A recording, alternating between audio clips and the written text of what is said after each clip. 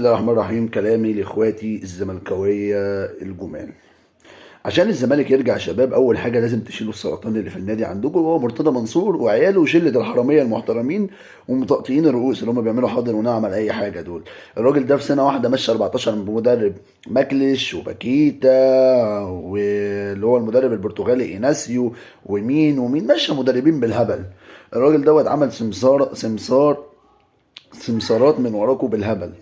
الراجل ده شايلكوا بلاوي. الراجل ده لازم يمشي ويجي واحد من ابناء النادي اللي عايزين يحافظوا على النادي بجد ويجيبوه، وفكك بقى من ميدو وخالد الغندور والبعجور والهندور والعنطور بتوعكوا دول، لان هم دول الناس اللي بتسرق. وتاني حاجه، اعمل للعقود للعيبه، ما تكبرهاش على النادي. يعني ليه لعيب اسمه عمرو السيسي دوت 80 مليون، ودونجا اللي شبه الورقه في الملعب ده 80 مليون؟ يا جماعه لازم واحد الاول كادر اداري محترم يمسك الزمالك، ثم بعد كده صفوا اللعيبه العيال اللي عندكم اللي انتوا نفختوهم بدون اي داعي.